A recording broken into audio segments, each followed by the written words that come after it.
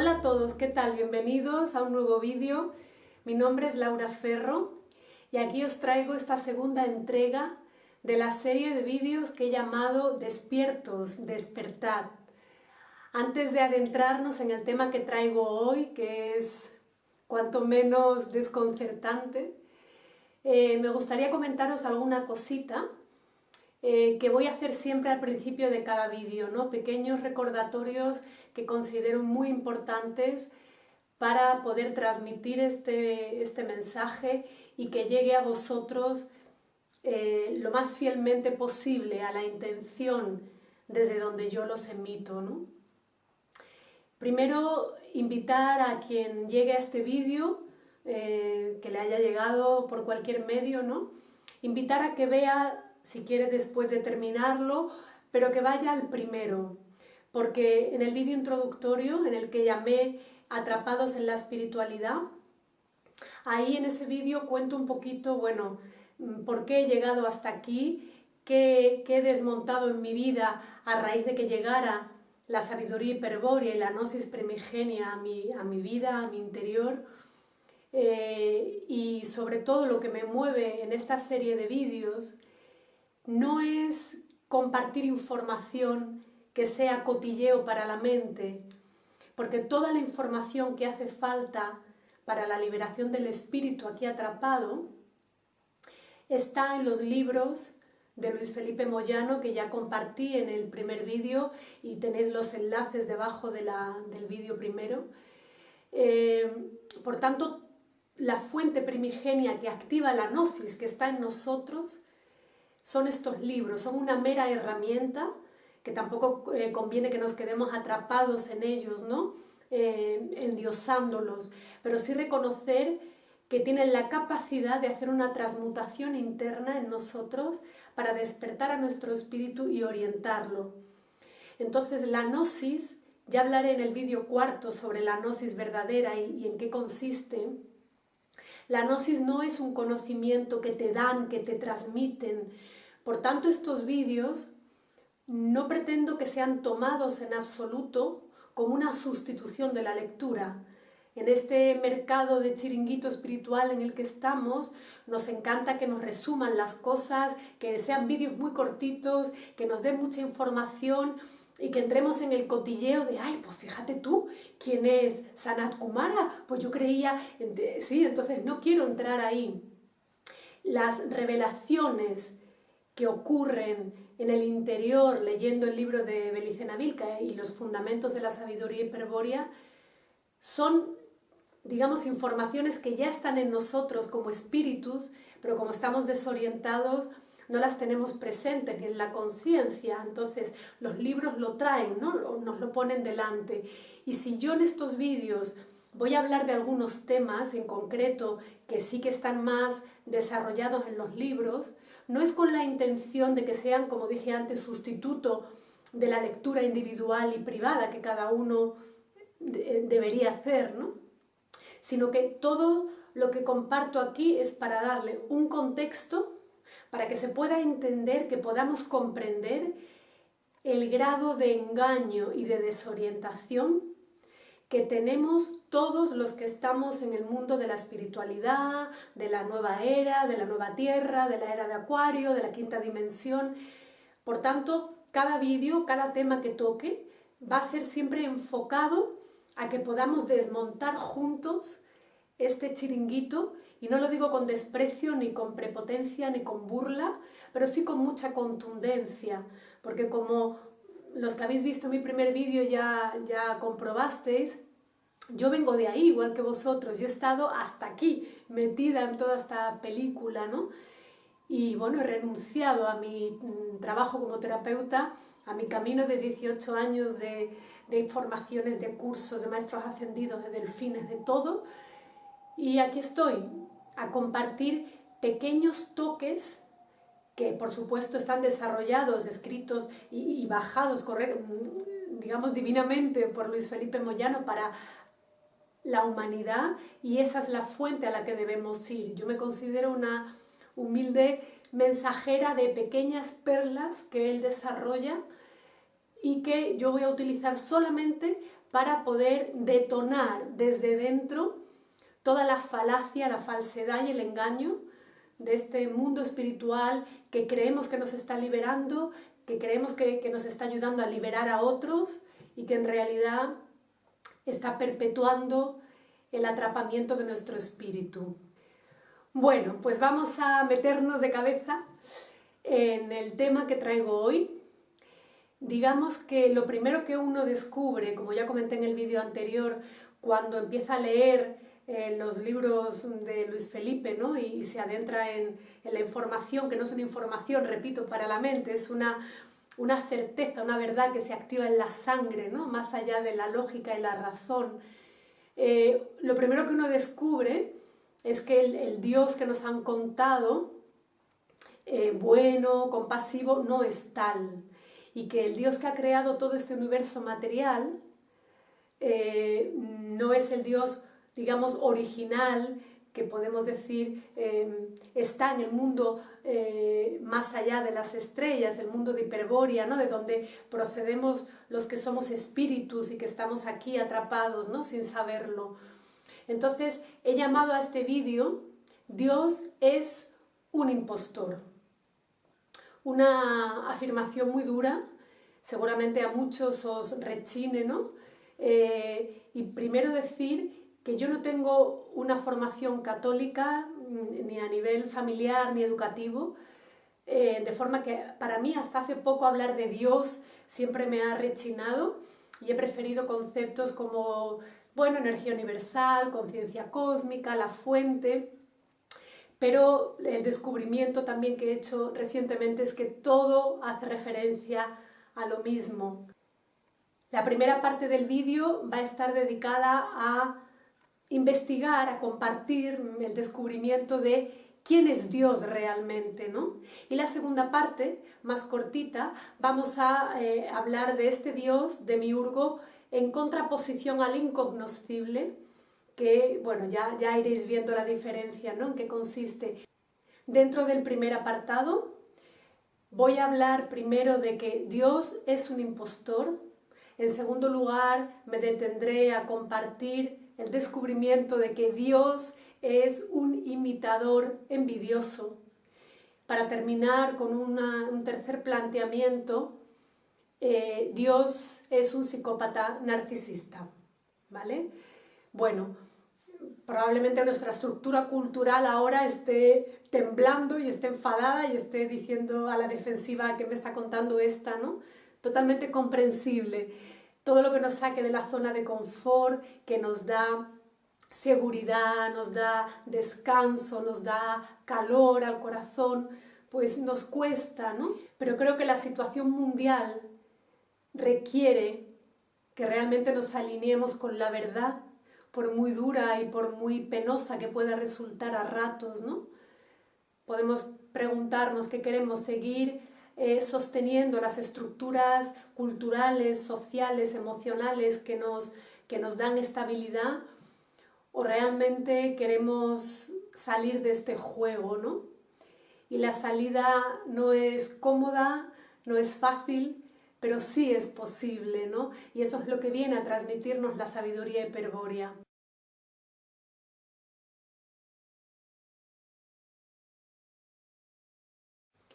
Bueno, vamos allá. Dios es un impostor. Bien, vamos a ir un poquito desgranando esta afirmación tan contundente, ¿no? Que puede rechinar. Decir que en la cultura occidental, en parte del Medio Oriente, en África, todos son culturas sumidas en un monoteísmo abrahámico, donde el Dios de la Biblia, el Dios Yahvé, es considerado, bueno, un dechado de amor, de compasión, de bondad, ¿no? Los judíos, por ejemplo, consideran a su Dios, ¿no? Como el gran Dios de la justicia, ¿no? Que salvó al pueblo de Israel entregándole a Moisés su ley. O los cristianos, ¿no? Que consideran a este mismo Dios bíblico como el gran Padre bondadoso que es capaz de sacrificar a su propio Hijo para salvar a la humanidad del pecado, ¿no? O el Dios musulmán, Alá, que es el mismo Dios de los judíos y de los cristianos, ¿no? En cualquier caso, toda la cultura occidental está impregnada de esta creencia de que este Dios bíblico es un Dios que representa la bondad y la justicia, ¿no? Entonces, bueno, vamos a adentrarnos un poquito primero en la verdad de este Dios Jehová, Yahvé. Bueno, vamos a ver cuál era la verdad sobre el origen de este Dios. Primero decir que este Dios no es único, como nos ha contado la Biblia, ¿no? Porque todo este monoteísmo jehovítico realmente es algo muy tardío en la historia de los hebreos, ¿no? Porque la religión original de los semitas occidentales, entre los que estaban los hebreos, era una religión politeísta, y este Dios, Yahvé, era uno más dentro del panteón antiguo. Sobre el nombre de este Dios decir que el original era el tetragramatrón, ¿no? YHWH, que lo pronunciamos nosotros como Yahvé, aunque realmente este nombre de Yahvé en la Biblia aparece solamente una vez que se presenta ante Moisés, pero antes de eso era llamado Él. Yahvé además no era un nombre particular y personal, sino que era como un título divino que significa el que hace existir, el que crea. Bueno, vamos a retrotraernos un poquito más para llegar al origen, ¿no? Para conectar a bastantes dioses y nombres que nos suenan en este mundo, pero que realmente no sabemos que tiene que ver con la misma deidad, ¿no? Hemos dicho que antes de que el Dios se presentara a Moisés como Jehová, en la Biblia aparece denominado como El, E-L. Este Dios era también el Rey del cielo, era el gran juez cósmico, el padre de todos los Elohim. Era un Dios muy bélico, muy sanguinario y también amante de los sacrificios. Y en cuanto a la simbología de este Dios, estaba representado como una estrella dentro de un disco solar con alas. La estrella es también el símbolo del Dios al que adoran los judíos, ¿no? Ya sabemos cuál es la bandera de este pueblo, ¿no? De Israel. Y comentar también que el panteón semítico occidental tiene su origen en un panteón mucho más antiguo, que es el sumerio, y donde aparece el mismo dios El, es realmente el dios Anu, que es el padre de todos los Anunnaki, ¿no? De Enlil, de Enki. Entonces, para que veamos un poco la genealogía, ¿no? A dónde se remonta la historia de este Dios bíblico, que es el que gobierna, ¿no?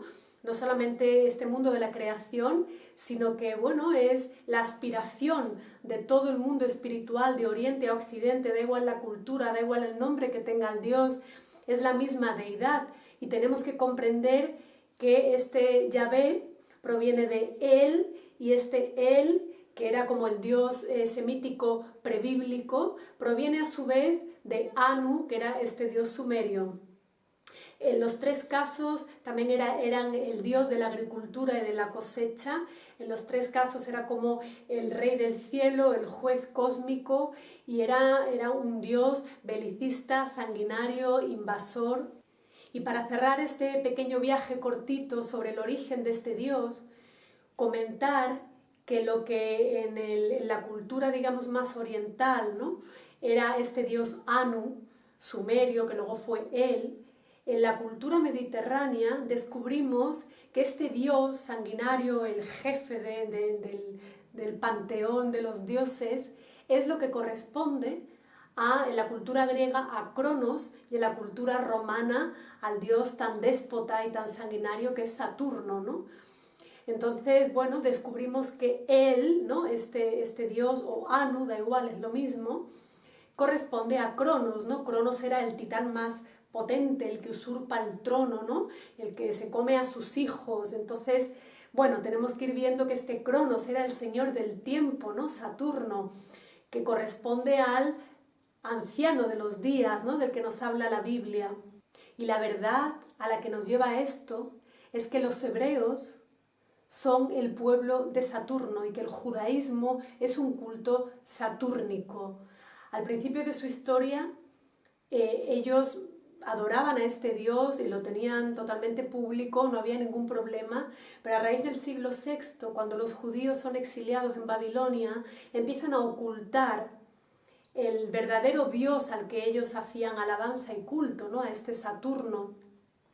Y ya después del exilio, todo el judaísmo se convierte en un culto cripto-satúrnico, es decir, todo está subyacente, todo es secreto, se avergüenzan y sobre todo temen las represalias del mundo, ¿no? Si descubren realmente a quién están adorando, porque es que este dios Saturno, que no es más que Jehová, como ya hemos visto, es Anu, es él, es el mismo, es un dios que incita a entregar al primogénito en holocausto, en sacrificio, a los sacrificios humanos, en fin. Entonces tuvieron que ir ocultando esto para ir sobreviviendo en el entorno cultural en el que estaban, ¿no? Pero la gran verdad del pueblo judío es que es un pueblo de culto satúrnico, ¿no? Y no se queda esto en, bueno, vale, pues ese es su pasado, ¿qué nos importa? No, es que nosotros como humanidad, y luego a un nivel más esotérico, místico, como espíritus aquí atrapados, digamos, estamos en manos de esta élite judía, que toda la cultura occidental, de forma por supuesto críptica, secreta, ¿no? Pues como hacen las élites en sus rituales, todo está vinculado a lo mismo, todo es un rito satúrnico, lo que hacen con los niños, los rituales, todo.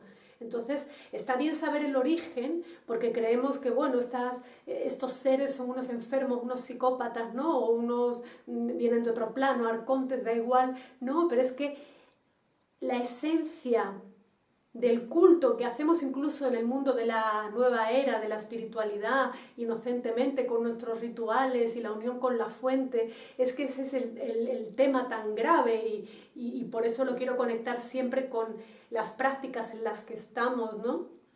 Tenemos que entender dónde estamos y a quién estamos adorando. De ahí la importancia de este pequeño recorrido que he querido mostraros para entender, bueno, quién era este Dios, cuál era su origen. Y ahora me voy a detener un poquito en ver cuál es la verdad de sus actos. A cualquier persona sensata, simplemente normal, si se le habla de alguien, de una entidad, de un ser que está promoviendo la inmolación de animales inocentes, sacrificios de seres humanos, exterminio y genocidio de pueblos extranjeros completos, holocausto de millones de niños recién nacidos, la ofrenda de los hijos primogénitos para ser sacrificados. Cualquier persona normal pensaría que todo esto es obra de un psicópata, ¿no? Y que son actos criminales depravados, ¿no? Y lo que muy pocos sabemos o queremos ver es que todas estas cualidades que muy bien nos han inculcado, ¿no? Y las han asignado a Satanás, ¿no? Al demonio, realmente están en el origen y en la base de todo el judaísmo, de todas sus prácticas, ¿no? Y que todas esas cualidades de un Dios belicoso, vengativo, depravado, que comete genocidio, que comete infanticidio, ¿no? Realmente es el Dios de la Biblia y está muy documentado, ¿no? Por expertos que se dedican a eso y que conocen muy bien el texto sagrado y descubren que ese Dios, que aparentemente resulta con sus cualidades que bien podría ser el demonio, pues es el Dios, ¿no? Que nos cuentan como el bondadoso, como el justiciero, ¿no? Entonces ya es hora de que desde una madurez espiritual auténtica certifiquemos y nos convenzamos de que Dios no es amor, de que si nos adentramos un poquito en los textos, no hay siquiera que leer la Biblia entera, ¿no? Pero bueno, ya cuando comprendes todo el montaje lo ves claramente, ¿no? Este es un Dios que sobre todo se alimenta de nuestro sufrimiento, ¿no? Del sufrimiento de la raza humana. Y para él el plato más sabroso son los sacrificios de animales, así es como está más consentido, ¿no? No tan mal visto. Pero por supuesto detrás el sacrificio humano, ¿no? Que no solamente le servía digamos, de entretenimiento en la parte más psicótica de él, sino también como una nutrición astral, ¿no? Entonces, bueno, tenemos que aceptar que ese Dios, ese Padre nuestro que estás en los cielos, en realidad lo último que quiere es que el espíritu, que es lo único genuino que hay en esta creación, despierte y se oponga a su plan satánico y quiera volver a casa, ¿no? Entonces es un Dios que jamás va a promover ni va a facilitar, ni va a permitir realmente el despertar espiritual auténtico. Bueno, pues esta verdad que nos ha sido negada, aunque realmente está expuesta en la Biblia, lo que pasa que el condicionamiento cultural y emocional que tenemos nos impide ver la verdad. Como siempre es la disonancia cognitiva, ¿no? Y luego toda la manipulación de los líderes de la Iglesia, ¿no? Que nos han querido hacer creer pues, que la Biblia es como un libro sagrado que nos lleva hacia la perfección moral y ética, ¿no? Y que el cristianismo eso está sostenido sobre una deidad benevolente, justiciera y buena, ¿no? ¿Y quién no quiere creer eso, no? Es muy duro aceptar, bueno, que estamos gobernados e inmersos en una creación llevada a cabo por un Dios que no quiere nada bueno para la humanidad, ¿no?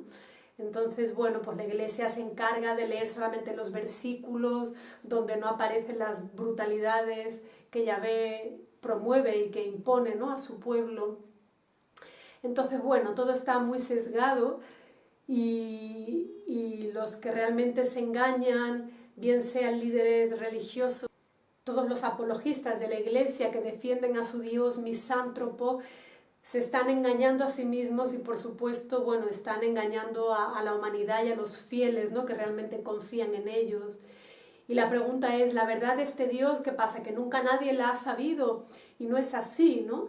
Ya antiguamente en las primeras escuelas gnósticas, que ellos sí tenían acceso a la Biblia, cosa que estaba prohibida para digamos, la masa de la población, ellos descubrieron todo el engaño y comprendieron que este Dios disfrazado de deidad benevolente era un farsante, ¿no?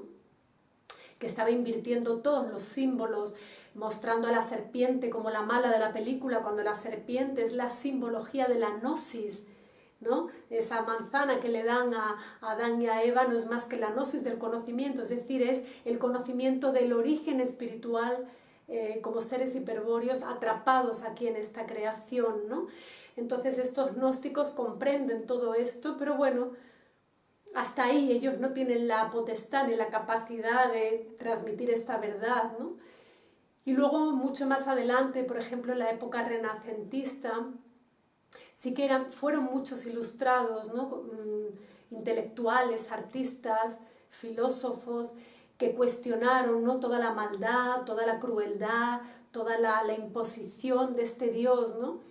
que aparecía en estas sagradas escrituras como si fuera realmente el culmen de la moralidad y era el culmen de la perversión, ¿no? Y todo, renegaron muchos, ¿no? de la Biblia, comprendiendo que no era un decálogo moral como nos querían hacer los apologistas de la Iglesia, sino que la Biblia era un tratado político que justificaba y que era como el sostén, digamos, intelectual para permitir y justificar la dictadura la dictadura cósmica de este dictador que era Yahvé, ¿no?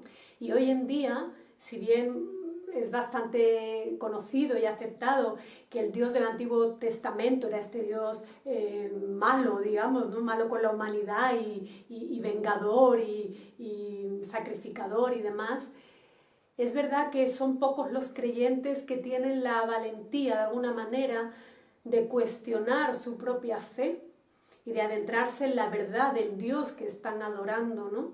Hace falta valentía y hace falta salir de la disonancia cognitiva, ¿no? Para aceptar estas verdades que incluso para los que no hemos sido educados en una cultura católica o cristiana, como es mi caso, no, da igual, o sea, es que da igual que uno sea practicante y venga de una familia más tradicional o más religiosa, si es que estamos hablando de algo que no tiene que ver ni siquiera con el culto, o sea, es que este Dios ha creado esta tierra, este universo material completo y nosotros todos, seamos o no creyentes de este Dios, estamos aquí sujetos a sus reglas y diremos, bueno, pero todo este horror de los sacrificios solamente aplica a esa élite, ¿no? que está arriba, que nos gobierna, sí, está claro, pero luego a un nivel más pequeñito, cada uno con sus rutinas, con sus meditaciones, con sus rezos, con sus rituales, con toda la inocencia, está alimentando al mismo arquetipo. ¿Sí? De ahí la importancia de conocer quién es este Dios para que cada uno ya voluntariamente elija dónde pone su energía, dónde pone su oración, dónde pone su palabra o su corazón, a quién le está entregando esa petición.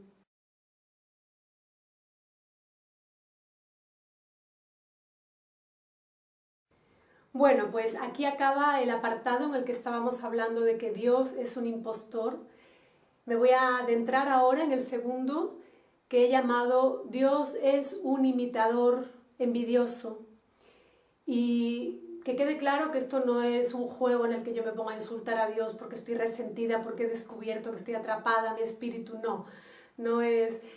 procuro que sean adjetivos lo más neutrales posibles respecto a mi emocionalidad. No hay emoción negativa de mi parte, ¿no? Hacia este Dios ahora mismo. Yo ya sé lo que hay, sé quién soy, pero para algo están los adjetivos, para algo está la lengua o la palabra, muy, muy limitada y muy manipulada, pero bueno, considero que hay adjetivos muy contundentes y que resumen muy bien lo que en este caso quiero decir, ¿no? En el tema de la imitación es el que sustenta toda la creación de este universo, ¿no? Este Dios quiso crear un universo a imagen y semejanza del mundo increado del que él mismo provenía, del mundo increado del que provienen los espíritus hiperbóreos, ¿no? Y bueno, él con su intención, con su aliento, quiso animar la materia, pero ni la sustancia era la adecuada, ni el arquitecto estaba capacitado para tamaña obra. ¿Cuál es el resultado? Bueno, un universo sostenido en la maldad, sostenido en la ley de la evolución y la ley del dolor. Es muy fuerte, o sea, esto, claro, nos choca con la idea que queremos sostener de vivimos en un paraíso. Yo, mira, tengo la cámara y detrás estoy viendo el mar. Entonces, claro que sí, una parte de nosotros reconoce que vivimos en una tierra, el planeta azul, tan bello, tan bonito. Bueno, ya iremos averiguando que sí, pero que la belleza también es una estratagema de este demiurgo para mantenernos atrapados en esta creación, ¿no? Y que la realidad, el motor que mueve la evolución del mundo de la materia es el dolor, ¿no? Entonces, bueno, la imitación, por tanto, sostiene todo el mecanismo de producción, desde las células a todas las geometrías, a todas las simetrías que hay en la naturaleza, ¿no? Y desde esa necesidad de imitar, porque quien imita es alguien que se siente realmente vacío, que tiene envidia de lo que ha hecho el otro y que trata de hacer lo mismo, pero como lo hace desde una, no voy a decir ni emoción, pero desde un estado interno de carencia, de comparación, de competitividad, de rabia, ¿no? De que el otro lo hace mejor o de que el mundo increado es más bonito, pues voy yo a crear aquí un universo y sale la porquería de universo en donde estamos, ¿no? Entonces, bueno, voy a detenerme en 3 imitaciones que son muy gordas, o sea, que realmente sustentan la cultura universal en la que estamos, no ya Oriente, Occidente, sino la cultura de la humanidad, la estructura social sobre la que se asientan nuestras vidas, provienen de 3 engaños sublimes que este creador llevó a cabo a través de la técnica de la copia y de la imitación, movido por su envidia. De ahí que este apartado se llame Dios es un imitador envidioso, ¿no? Primero voy a hablar de las tablas de la ley como copia del Grial, del Santo Grial, que nos suena como, sí, no hemos visto películas, ¿no?, de Harrison Ford y de Indiana Jones ahí con el Grial. Bueno, todo por supuesto está asentado en la verdad y por supuesto manipulado e invertido, que para eso está Hollywood. Entonces vamos a hablar de las tablas de la ley como imitación del Grial, vamos a hablar de la figura de Cristo como imitación de Nabután y vamos a hablar de la creación de la raza sagrada a imitación de las estirpes hiperbóreas. No voy a extenderme demasiado en estos tres tipos de imitación que este dios Demiurgo realizó, porque ya en el siguiente vídeo, donde voy a hablar sobre el plan satánico de Dios, me voy a adentrar más en la figura de Jesús y más en la estructura del pueblo elegido, pero nombrar, aunque sea así un poquito por encima, para que nos hagamos una idea de qué es lo que estamos hablando, ¿no? Pues este dios imitador, cuando ve que Cristo, Lucifer, y aquí viene otro rechine enorme, ¿no? Nos han hecho creer toda la vida que Lucifer y Satanás es lo mismo, ¿no? Al contrario, Satanás es Jehová, es este dios demiúrgico, y Lucifer es uno de los dioses liberadores, el que está más cerca del Dios incognoscible, allá en los mundos increados, el que quiere realmente la liberación de los espíritus atrapados, ¿no? Bueno, ya hablaremos de esto con más calma, pero decir que igual que Cristo Lucifer baja el grial a la tierra, ¿para qué? Para ayudar a los espíritus dormidos y atrapados a despertar y a que en su sangre se active el recuerdo del origen, pues este dios imitador lo que hace es crear unas piedras sagradas, la piedra del cielo, con la que consagra junto a Abraham a la nueva estirpe del pueblo elegido, y crea estas piedras, las tablas de la ley, que realmente contienen lo que llama la sabiduría hiperbórea el secreto de la serpiente, que no es más que todo el conocimiento de cómo se creó este mundo material. Las tablas, como nos han hecho creer en las películas, son solamente los 10 mandamientos, ¿no? Pero la verdad es que las tablas de la ley eran dos. Las primeras tablas de la ley, que eran las realmente esotéricas, con S, son en las que aparecían codificadas y explicadas las 22 voces que utilizó este dios demiúrgico para crear todo el mundo de la materia.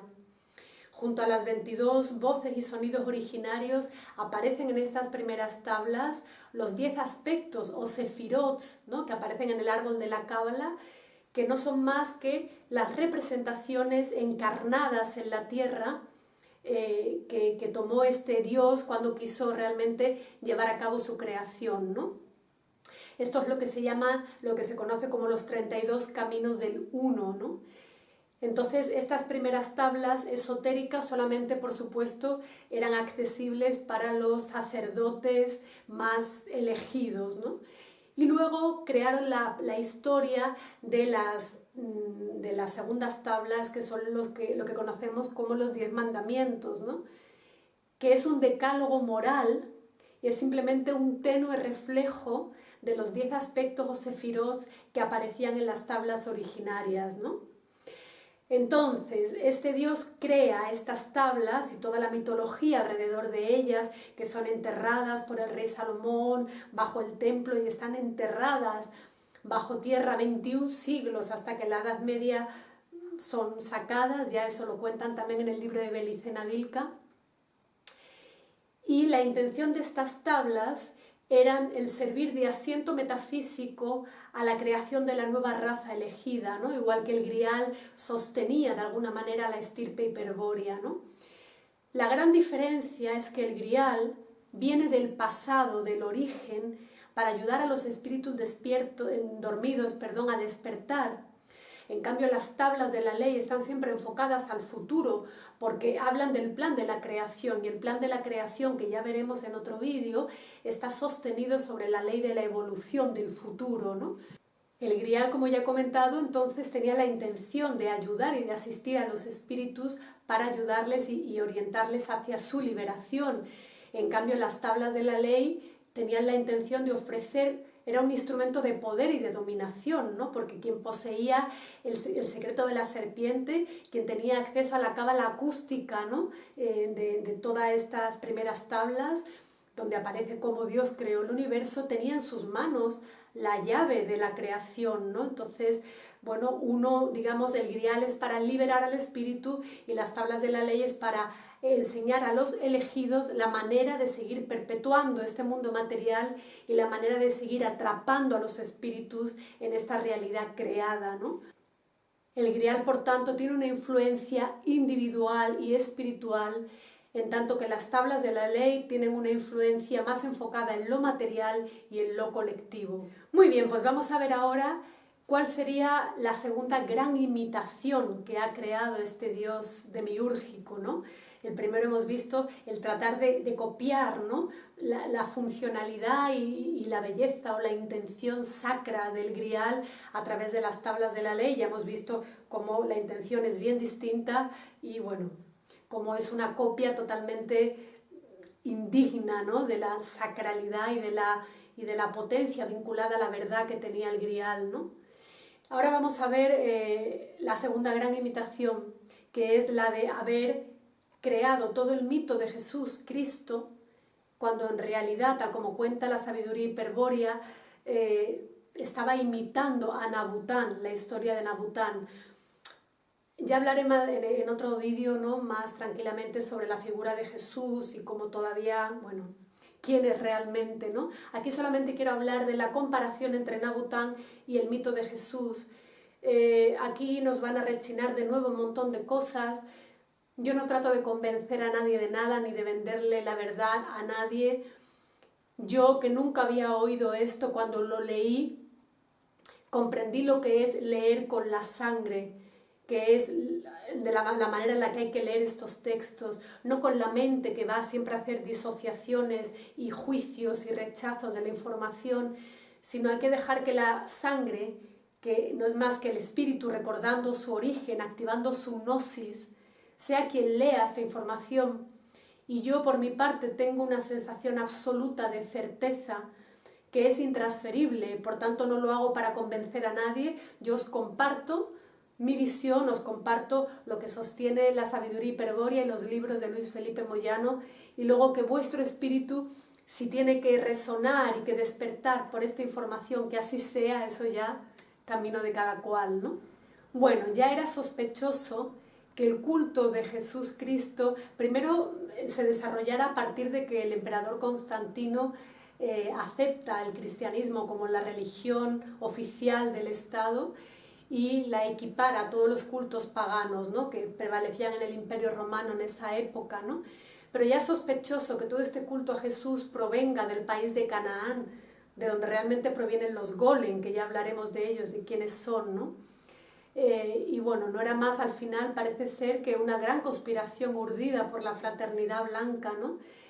¿Qué es lo que hizo? Fue utilizar el mito de Nabután, que es el Nabután como un ser hiperbóreo.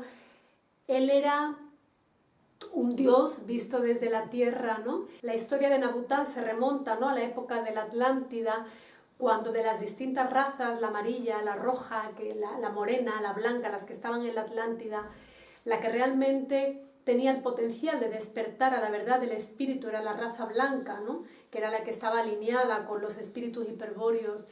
Lo que pasa es que estaba tan perdida en el mundo material que no iban a poder despertar. ¿Qué es lo que hizo Nabután, que era el denominado el gran jefe blanco de la raza blanca, de la raza de los atlantes blancos? Fue bajar a la tierra, al infierno, para asistir a esos espíritus que estaban tan dormidos y poder descubrir para ellos cuál era el misterio de la mortalidad, que fue lo que generó el encadenamiento, convertir a los espíritus eternos en seres mortales, ¿no?, que morían encarnación tras encarnación, comprender el secreto de la muerte y poder transmitir la verdad de su descubrimiento a estos seres atrapados para que pudieran emprender el camino de regreso a casa, ¿no? Entonces, bueno, partiendo de ese mito, que lo he hecho súper resumido, para que entendamos que la figura de Nabután y la figura de Jesús, Cristo, tienen muchas similitudes, ¿no? Como que los dos nacen de una virgen, los dos son considerados como Dios en la tierra, los dos eligen voluntariamente morir crucificados, los dos resucitan, los dos quieren transmitir su buena nueva, ¿no?, a los demás y quieren crear discípulos para dejar su legado, los dos afirman que su reino no es de este mundo, ¿no? Entonces las similitudes son increíbles. Lo que pasa que, claro, la sinarquía universal dirigida por esta élite semítica, evidentemente lo último que quiere es que nos demos cuenta de que toda la película del cristianismo y de la figura de Cristo no es más que una copia de, bueno, toda esta origen hiperbóreo que sí que lo conocían en todas las culturas antiguas, que han sido borradas, ¿no?, de la faz de la tierra. ¿Y qué es lo que diferencia a estos dos mitos, el de Nabután y el de Cristo Jesús? Básicamente Nabután baja al infierno, a esta tierra, se materializa aquí en cuerpo para ayudar a los espíritus atrapados y poderles orientar en el camino de vuelta a casa. En cambio, Cristo viene a salvar no al espíritu, sino al alma del pecado, ¿sí? Vemos aquí ya empieza la dicotomía, la dualidad, ¿no?, de la que hablé en el primer vídeo, alma-espíritu, que nos han querido hacer creer que es lo mismo y no tiene nada que ver, ¿no? El espíritu es algo increado, que viene más allá del mundo de la materia, ¿no?, del mundo original de Hiperbórea. Por tanto, no es vulnerable, ni puede ser tocado ni atacado por nada de lo que ocurra aquí. En cambio, el alma está creada por este Dios creador, este demiurgo, ¿no?, y por tanto está sujeta a todo tipo de envites y de energías y de condicionamientos que están aquí en la materia, ¿no? De forma que el espíritu, de manera instintiva, es parte de su esencia, tiene una hostilidad total al mundo de la materia, se rebela contra el plan del creador. En cambio, el alma está creada por este mismo Dios creador para que alabe su propia creación, para que le encante el mundo de la materia, para que no se atreva a rebelarse contra el plan divino, y el alma está obligada. Estamos obligados como alma dentro de nosotros, ¿no? Tenemos esta polaridad a aceptar y a creer que todo lo que venga de Dios, aunque sea una catástrofe dramática, siempre es para nuestro bien, ¿no? Eso la espiritualidad nos lo ha hecho creer mucho. Todo es para bien.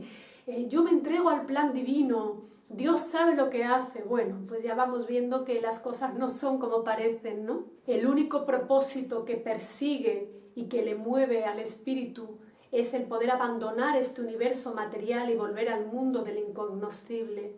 Y el único propósito que anima al alma es permanecer en este universo, perpetuando la creación de este Dios demiúrgico a través de, ya iremos viendo, de la puesta de sentido, de descubrir los entes, el mundo de este creador, de crear cultura. Entonces, bueno, realmente el alma quiere quedarse aquí, el espíritu quiere irse, ¿no? Como dicen en el libro de Belicena Vilca, ser Dios o ser oveja, esa es la cuestión. Esa es la diferencia básica entre el mito de Nabután y de Cristo Jesús, para que veamos dónde estamos metidos, ¿no? Bueno, pues vamos con la tercera gran imitación de este Dios demiúrgico, que trataba de emular, digamos, la estirpe hiperbórea a través de la creación de una raza sagrada, de un pueblo elegido, ¿no? Al igual que la función del grial era la de divinizar a los espíritus hiperbóreos, es decir, que recordaran su origen divino, ¿no? Él quiso crear una raza sagrada que lo representara, que canalizara su voluntad, una raza sagrada a través de la que él pudiera dominar al resto de la humanidad, que es lo que realmente estamos viendo ahora, ¿no? Y lo que está pasando con toda esta supuesta crisis sanitaria, la excusa perfecta de la implementación de un plan que, como vemos, tiene milenios, ¿no?, y que siempre gira en torno al mismo eje, que es este pueblo elegido, ¿no? Entonces, él elige a, bueno, seres o colectivos a los que poder vender su película de la Torá y del Talmud, porque luego a ver quién compra la Torá. O sea, ya lo hablaré también en otro de los vídeos cuando hable del plan satánico de Dios, pero realmente él ofrece la Torá, que es como, bueno, pues su lista de condiciones para aceptar este mundo que él impone, ¿no? Y se lo intentó endosar a 70 pueblos y solamente lo aceptó el pueblo de Israel. Entonces, contra digamos, las razas heréticas que ellos consideraban que eran los hiperbóreos, ¿no? La estirpe hiperbórea para los judíos es ahora mismo como la raza herética que hay que aniquilar, ¿no? Y en contraposición ellos se presentan a través del pacto, ¿no?, que hizo Jehová con Abraham, crean la estirpe, el pueblo elegido, y ellos se denominan la raza más pura, ¿no?, más impecable, más cerca de Dios, en contraposición a la herética, ¿no?, de la Hiperbórea, que tiene la osadía de recordar que somos seres divinos y que estamos aquí atrapados, ¿no? Entonces, bueno, pues la creación de este pueblo realmente es a través de la elección de la parte más depravada que había casi en la tierra, ¿no? O sea, que elige a un pueblo que está dispuesto a aceptar las condiciones de la Torá, que implican muchísimas cosas como sacrificios, como todo lo que hemos hablado antes, ¿no? Entonces, bueno, que veamos cuál es la cualidad ética y moral del pueblo que está tratando de dominar al resto de la humanidad, ¿no? Y la conclusión quizá más chocante, ¿no?, y más fuerte de aceptar es que Jehová, Yahvé, es Israel. Es decir, que Israel es una proyección psíquica, colectiva, del propio Dios, del propio Demiurgo. Por ejemplo, una muestra, nos lo van contando, pero como no tenemos idea y lo hemos exoterizado todo, es decir, lo hemos convertido en algo mundano para poder entenderlo, pero está ahí, en el árbol de la Cábala, por ejemplo, ¿no? Ya hemos dicho que los sefirot son las manifestaciones distintas que toma el Dios creador en su propia creación, ¿no? El 10º sefirot, que es Malkout, es el reino, es Israel, y está vinculado metafísicamente con el primer sefirot, que es la corona, que corresponde con la conciencia del demiurgo, es decir, que nos están contando claramente, ¿no?, que esta vinculación metafísica, psíquica, entre Israel y el demiurgo es real, ¿no? Entonces, bueno, es un colectivo que corresponde a esta conciencia demiúrgica puesta aquí en la tierra para que puedan ejecutar el plan que él quiere llevar a cabo.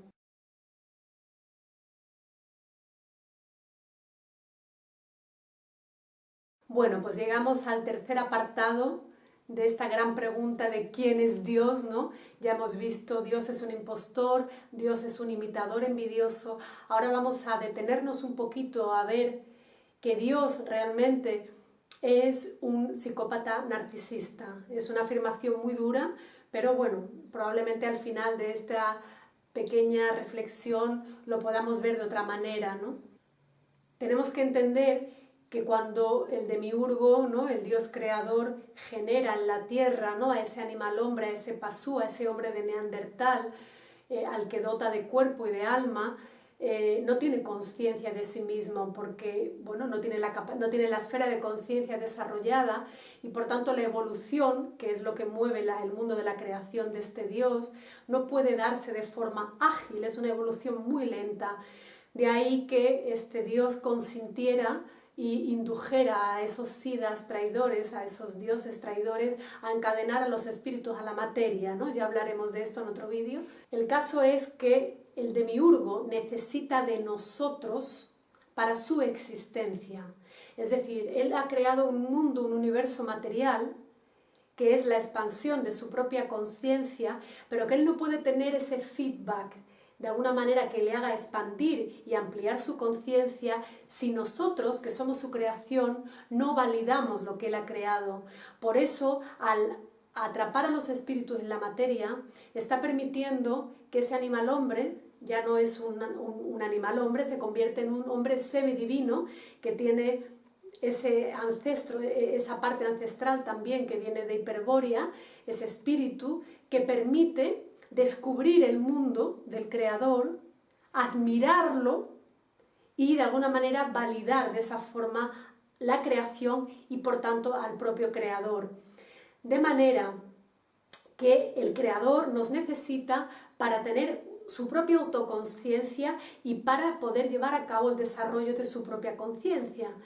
Entonces aquí es cuando entra la parte psicopática, ¿no?, de este Creador. Bueno, aquí ahora yo hasta soy capaz de agradecer a nivel personal una vivencia que he tenido hace bastante poco en mi vida, ¿no?, la última relación en la que he estado, con el que consideraba el hombre más elevado y sublime, ¿no?, pues igual que consideramos a este Dios, y que descubrí que era un psicópata narcisista, ¿no? No te lo quieres creer hasta que no atraviesas, ¿no?, por ese infierno. Pero gracias a eso ahora puedo entender y hacer este paralelismo tan brutal, porque es muy bruto, ¿no?, aceptar que este Dios es un psicópata narcisista, pero es así. Y voy a daros, bueno, tres apuntes para que cada uno investigue o le resuene o no, ¿no? Como todo buen psicópata, este demiurgo necesita de nosotros dos cosas, ¿no? Por un lado, bueno, como a un nivel de su desarrollo metafísico a través de este animal hombre al que encadena el espíritu, entonces ya descubrimos el mundo, le ponemos sentido, le damos atención, creamos cultura, ¿no? Pero de alguna forma esa sería el combustible positivo, ¿no?, que adquiere el psicópata, es a través de nuestra admiración. Él necesita sentirse todopoderoso, por tanto nos incita, ¿no?, a que lo alabemos, a que le pidamos, a que creamos que Él es el que otorga toda la bondad de este universo, ¿no? Entonces eso, ¡guau!, como a todo psicópata de carne y hueso le encanta que le admiren, ¿no? Y luego, por supuesto, que le alaben, ¿no?, y que nos parezca perfecta su creación y que admiremos sus paisajes y sus maravillas en la tierra, ¿no?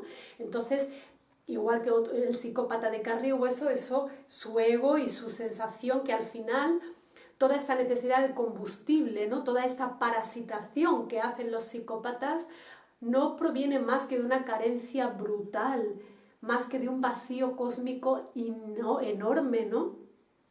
Ya vamos a ver luego al final del vídeo qué le mueve a este Dios para hacer todo esto, ¿no? ¿Por qué hace todo esto, ¿no?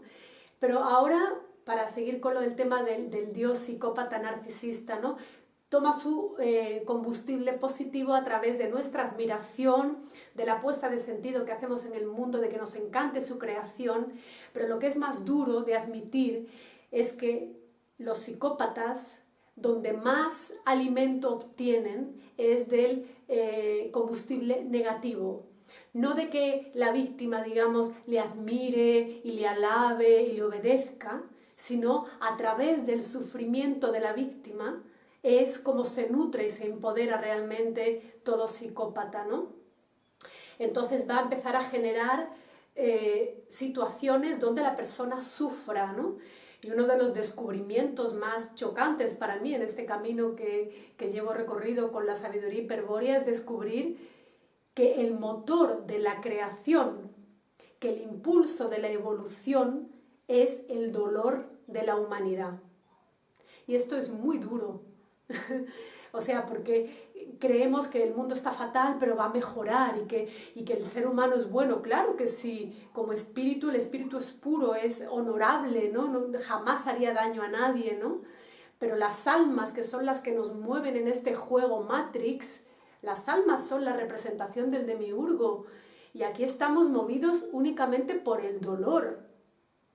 O sea, el dolor es lo que impulsa las culturas. Las culturas son lo que le da credibilidad y certeza de existencia a este demiurgo.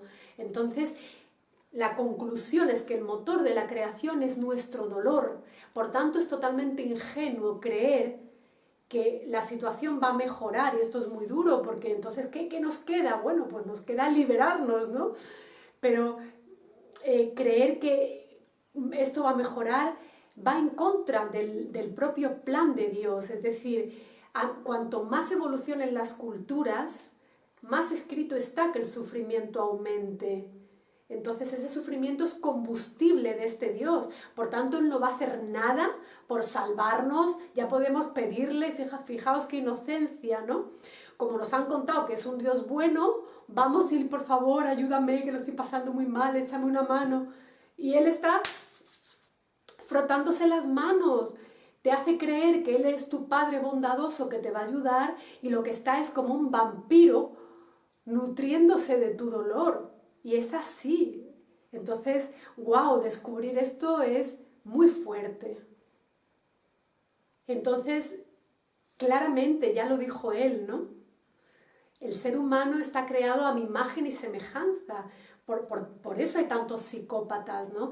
Bien es verdad que la mayoría de los psicópatas están en las altas esferas. ¿Por qué? Porque al no tener moral ni tener ningún tipo de ética, van escalando, ¿no? Pisoteando a quien haga falta por el camino para llegar a lo más alto de la cumbre social y económica, ¿no? Pero también hay psicópatas de bajo pelo que están mucho más integrados en la sociedad y que son aparentes padres de familia ejemplares y grandes profesionales, ¿no? Y que luego se dedican a sembrar el sufrimiento, ¿no? A través de la infidelidad, del abuso, del despotismo, ¿no? Del desprecio, del rechazo, porque tenemos que entender que el ciclo del abuso que lleva a cabo todo psicópata es el mismo que también tiene el creador, ¿no? Primero te atrae, ¿no? Bueno, en este caso hemos caído aquí, ¿no? Pero el psicópata te atrae con mieles y te crees que es el hombre de tu vida, ¿no? O la mujer de tu vida, y cuando ya te tiene ahí tranquilo, confiando, ¿no? Entregado con el corazón, de pronto ya empieza el destroce, ¿no? Ya te machaca para sentirse poderoso, para obtener ese combustible negativo del sufrimiento, ¿no? Lo mismo que hace este Dios, ¿no? A un nivel macrocósmico, ¿no? Entonces, ¿cuál es la manera de salirse del juego del psicópata y del narcisista? Porque, como he dicho, lo que él quiere es este Dios, y lo dice en la Biblia, ¿no? O sea, admiradme, admirad mi creación, alabadme, yo soy el único Dios. O sea, tremendo narcisista, es alucinante, ¿no?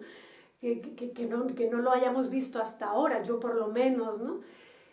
Entonces, todo ciclo de abuso se sostiene en que la víctima, digamos, no sabe, no es consciente de quién es su abusador, y también parte de una carencia muy grande, porque donde hay una carencia, el psicópata, que es tremendamente inteligente, va a captar tu carencia, va a ofrecerte eso que tú crees que te falta, y cuando te lo ha dado, te entregas a él, te lo quita y te destroza.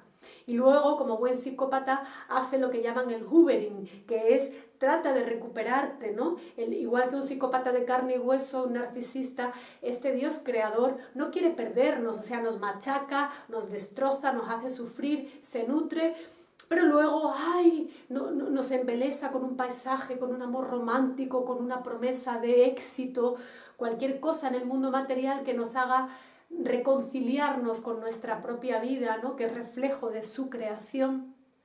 Y así vamos, seguimos atrapados en sus redes sin realmente entender el juego. De ahí que sea tan importante, si uno está en una relación con un psicópata narcisista, ya sabes cómo funciona, es muy importante entender sus mecanismos, entender cómo se disfraza de alguien bueno que viene a ayudarte, que viene a salvarte, que quiere lo mejor para ti, y que te lo crees y luego viene y te destroza, ¿no? Entonces, lo mismo, el Dios que nos gobierna, que ha creado esto, tiene el mismo mecanismo.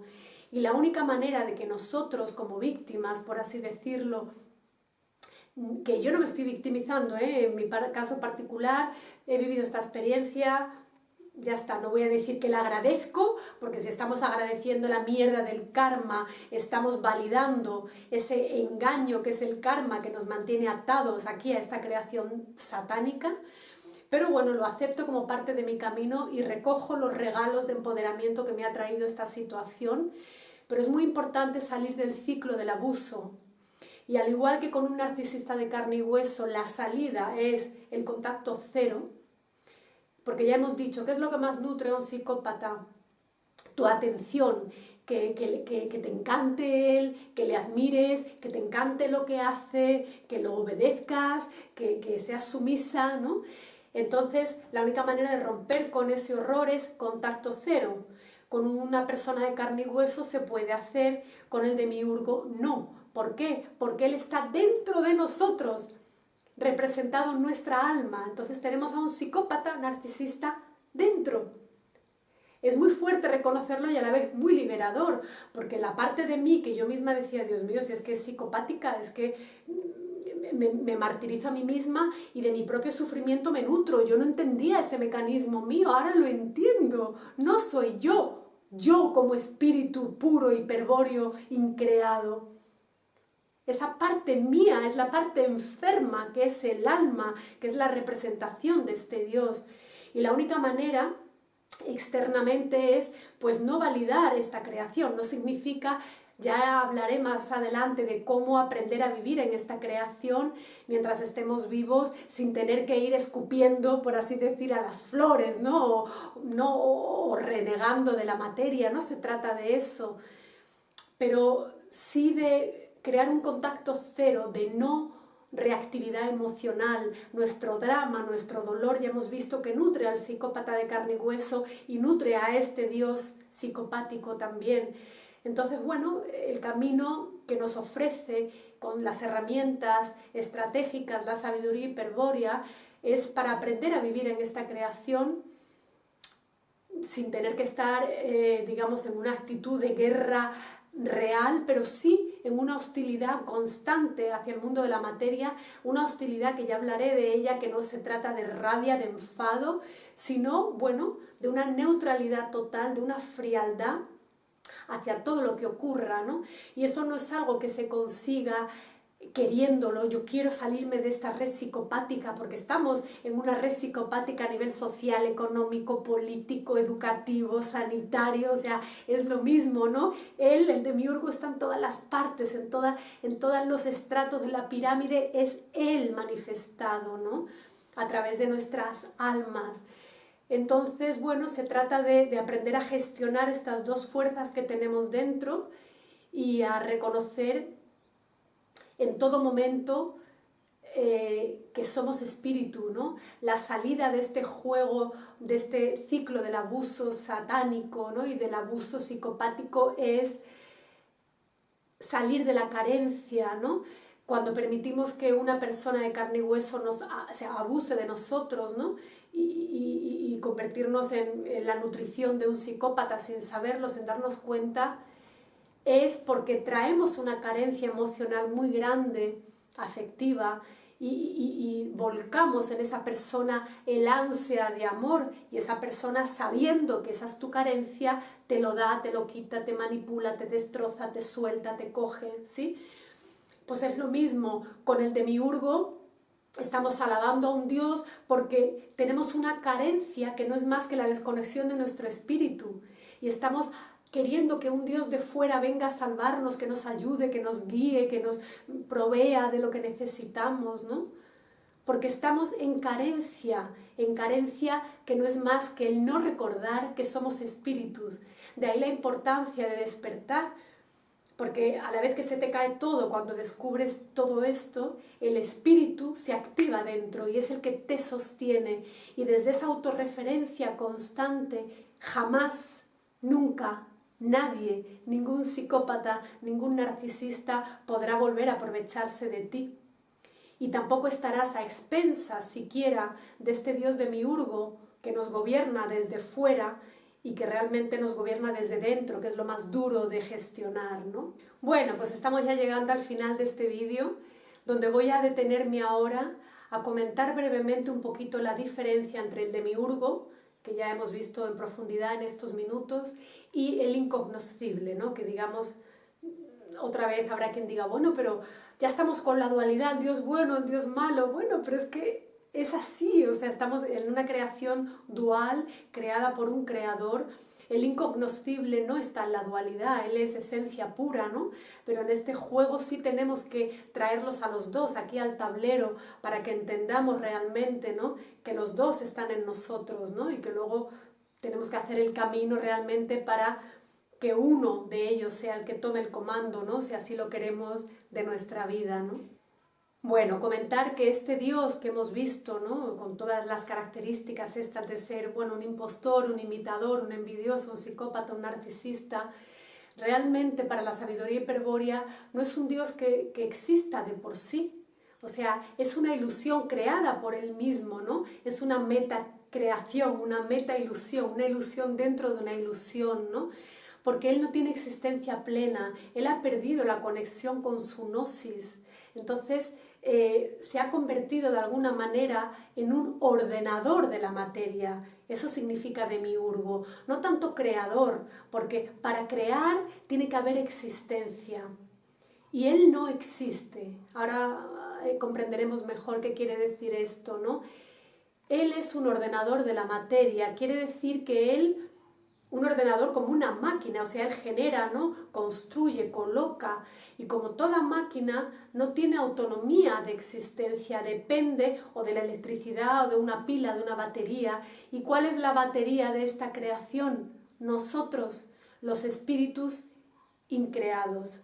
La potencia volitiva del espíritu es la que pone sentido a la creación, la que crea cultura, la que activa la conciencia del demiurgo. ¿Sí? Entonces, claro, este demiurgo que ha perdido la conexión con su gnosis, él quiere existir. ¿Y qué es lo que hace? Fagocitar, comerse de alguna manera. De ahí hablaba del psicópata narcisista, lo que hacen, están vacíos. ¿Y qué hacen? Absorben hacia sí mismos la nutrición, el motor que necesitan para seguir adelante, ¿no? Para sostener todo su mundo de creación. Entonces, ¿cómo se logra esa fagocitación? Bueno, a través de las religiones, a través de la espiritualidad, a través de la nueva era. Por eso hago estos vídeos, porque sin saberlo estamos siendo fagocitados constantemente por un Dios que no es una divinidad real porque no tiene existencia autónoma, por un Dios que es una máquina que necesita de nosotros para funcionar, y de un Dios que es un parásito que realmente nos absorbe la potencia verdadera del espíritu, que es la que anima, ¿no?, a este cuerpo y a esta alma, la que permite la creación de la conciencia. Entonces de ahí ya hablaré en el vídeo de la New Age, el peligro de los yogas. Los yogas, sobre todo el Kundalini, que nos hablan de la unión, de la fusión, ¿no?, de subir la energía para unirnos en el séptimo chakra con el todo, con el creador.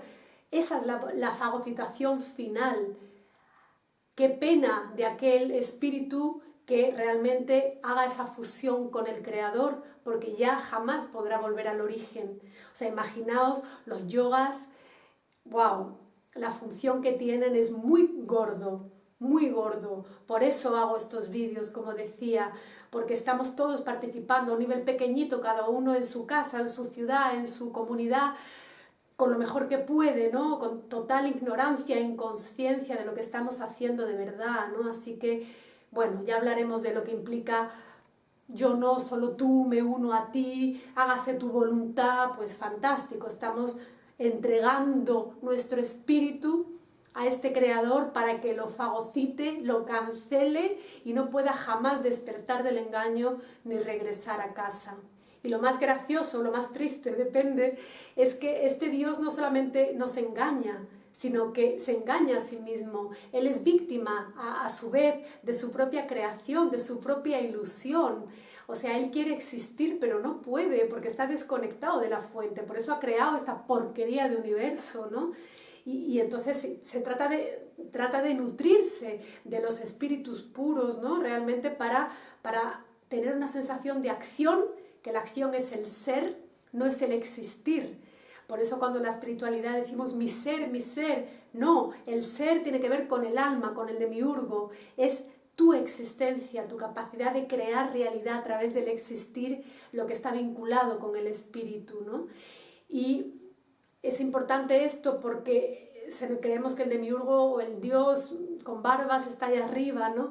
Pero es que él está en todas partes, él es el ojo de Abraxas, cada planta, cada gotita de mar, es él mirando a través de su creación, a su propia creación de forma narcisista y a la creación última, sagrada para su obra, que somos nosotros, ¿no? Entonces, bueno, esa es una de las partes que nos habita. Y ahora voy a hablar brevemente del incognoscible, y digo brevemente porque a la vez que es lo más supremo que puede existir, no hay palabras que el pobre animal hombre que hay dentro de mí pueda utilizar para describir lo que es lo incognoscible, por eso se le llama así. No podemos atender a este Dios a través de su creación, de su obra. No es un Dios creador como el Dios Jehová, Satanás, Demiurgo, el uno, como queramos llamarles, el mismo, ¿no? El incognoscible Es un Dios que proviene de los mundos increados, más allá de las estrellas, de donde proviene nuestro espíritu hiperbóreo. La superioridad de este Dios, del incognoscible, no tiene nada que ver con lo que Él hace, con la creación, ¿no? Imaginad que el Dios demiúrgico, ¿no? El Dios creador de este universo, basa su valía en la creación y necesita que sus creaciones, que somos nosotros, validen y aplaudan y alaben su creación. O sea, imaginad qué debilidad tan grande. Por eso dice, yo soy todopoderoso, tienes que alabarme, yo soy el único Dios, porque tiene un complejo terrible. El Dios verdadero, el incognoscible, no basa su poder en nada creado. Él es inherente a sí mismo. Él es la esencia pura, es el espíritu puro, que no depende su existencia de que nosotros creamos o no en Él, sino que se experimenta a sí mismo a través de la experiencia que nosotros hacemos de Él. Es como un baile. Nosotros experimentamos al incognoscible y Él se experimenta a sí mismo a través de nosotros, ¿no? No hay una jerarquía en ese caso. Pero ¿qué pasa? Que nosotros, mientras estemos atrapados en el mundo de la materia, mientras en nuestra vida sea el alma, que es, digamos, la parte del demiurgo, de Satanás que tenemos dentro, mientras el alma sea la que gobierne nuestras vidas, ¿cómo vamos a acceder a lo incognoscible? Es imposible. Solamente cuando el espíritu se haya liberado podremos realmente experimentar la verdad de lo que es el ser incognoscible, ¿no? Y claro, la gran pregunta seguramente que os estaréis haciendo y que yo me hice enseguida fue: ¿cómo es posible que este ser todopoderoso, que no tiene ni nombre más allá de los mundos creados, cómo es posible que permita que un diosecillo demiúrgico haya atrapado aquí a millones de espíritus libres, hiperbóreos, y que no intervenga, que no nos libere, ¿no? Entonces, bueno, comprender esto, repito, es muy difícil para la mente lógica, que intenta meter a este Dios en la estructura mental, ¿no? A través de la esfera emocional, de la esfera racional del alma, intentamos aprender con H, ¿no? Captar, impregnarnos de la esencia de un Dios que escapa a toda palabra, que escapa a toda creación. Entonces es incompatible la posibilidad de conocerle desde la mente, la palabra o el animal hombre y el alma que somos, ¿no? Pero bueno, para compartir con vosotros un poquito la confusión que tenemos por la cultura, ¿no? Porque creemos por cultura y por herencia, ¿no? Que Dios, primero, es algo externo y segundo, es algo superior. Y desde esa concepción decimos: incognoscible, ¿qué estás haciendo? Mira dónde nos tiene aquí el demonio este, atrapados, disfrazado de Dios y queriendo que aplaudamos encima una creación que nos somete, que nos hace sufrir, ¿no? Haz algo, ¿no? Y claro, es absurdo. O sea, Él desde el mundo increado no puede dar validez real a esto. Esto es una ilusión, esto es un pedo mental del demiurgo, ¿no? Esto es una proyección psíquica de su propia conciencia enferma y psicopática, ¿no? Entonces, ¿cómo un ser que está fuera del mundo creado va a validar semejante bazofia de creación? Entonces, está fuera de su alcance. Y luego, una cosa también que olvidamos es que estamos otra vez poniendo el poder fuera, ¿no?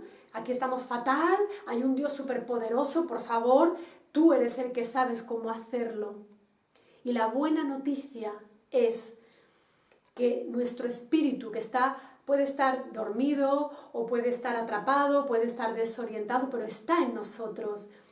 El incognoscible es la esencia del espíritu, es el propio espíritu en existencia pura. Y nuestro espíritu es el incognoscible, es decir, que ese Dios maravilloso que está más allá del mundo creado, que creemos que nos ha abandonado y que le juzgamos porque no nos ayuda, está en nosotros. Nosotros somos el incognoscible, nuestro espíritu es el incognoscible, el camino de salida está dentro. Eso ya lo sabemos, ¿no? La New Age se encarga mucho de decir, las salidas hacia adentro, ¿no? Hay que mirar dentro, pero claro, nos enfocan a mira dentro a tu alma, a tus pasiones, tus deseos, tus proyecciones, tus anhelos, tus maestros ascendidos, tus delfines, dentro pero al alma. Y aquí lo que la sabiduría hiperbórea nos propone es dejar de quejarnos, dejar de mirar fuera, dejar de creer que el incognoscible es malo porque no nos ayuda teniendo el poder para hacerlo, porque nosotros somos el incognoscible. Nosotros tenemos la herramienta como espíritu para volver a casa. Y es la sabiduría hiperbórea, son los textos gnósticos que Luis Felipe Moyano bajó para la humanidad, los que pueden despertar a ese espíritu que está dentro. Y es una vez que está dentro y se despierta, ya no hacen falta ni los textos, pero hay que leerlos porque ellos son los que nos despiertan, los que nos transmutan y los que ayudan a hacer esa alquimia interna donde el alma va dejando de tener el poder y el control sobre nuestra vida y el espíritu es el que empieza a guiar nuestros pasos. Y cuando eso ocurre, somos capaces de vivir en esta realidad reconociendo que es satánica, que ha sido creada por un Dios enfermo, que somos producto del sueño de un narcisista y a la vez no somos nada de eso, porque todo eso que es definible con la palabra, conceptualizable con la mente racional, no es más que lo creado, lo perecedero, lo que va a morir cuando muera el cuerpo. Y aunque el alma sobreviva encarnación tras encarnación, cuando el demiurgo diga se acabó este juego y llegue lo que llaman el gran pralaya, la gran noche de Brahma, se comerá toda la creación y todas las almas que han estado transmigrando vida tras vida perecerán. Y el espíritu hiperbóreo jamás será tocado por ese final del mundo de la materia que llegará cuando el dios demiurgo lo decida. Así que esta es la situación, es muy importante desde mi sentir y mi experiencia que comprendamos esto, porque yo hasta ahora me sentía muy culpable, por ejemplo, de una parte de mí interna, sobre todo a nivel mental, ¿no? Muy autodestructiva, muy compulsiva, muy obsesiva, muy ruidosa, ¿no? Y yo decía, pero y yo podía, gracias a trabajos, ¿no? de observación, de distancia, de desapego, de colocarme en la observadora neutral, yo veía que eso no era yo y sin embargo me dominaba. Solamente ahora entiendo que nuestro cuerpo, nuestra mente, nuestra existencia material no es más que un campo de batalla donde ocurre una guerra ancestral esencial que lleva ocurriendo millones de años entre el Dios incognoscible y el Dios demiurgo, creador de este universo material. Y nosotros somos el campo de batalla donde ocurre eso, porque nosotros tenemos el alma del demiurgo y el espíritu, que es el incognoscible. Y si no sabemos esa realidad, vamos a estar en lucha constante, ¿no? Como hay que ver yo mi mente, y por mucho que medito y por mucho que sigo a maestros que me sacan del personaje, no consigo salir del juego, claro, porque el alma está acostumbrada a llevar las riendas y el alma está programada para que tú no descubras que eres un espíritu. Y por eso la contundencia de mi reacción, de dejarlo todo, mi trabajo, mis terapias, mis delfines, mi carrera como terapeuta espiritual se acabó. Yo estoy aquí para entender la verdad de lo que soy con todas las consecuencias y solamente voy a poder empoderarme cuando reconozca que tengo dentro a una parte satánica, que tengo dentro una parte narcisista, psicopática, que no es lo que soy, que es la herencia que este Dios demiurgo me ha dado, pero que lo que yo de verdad soy es espíritu puro, libre, honorable, inmaterial, increado, y que estamos aquí, si queremos, para despertar a esa verdad.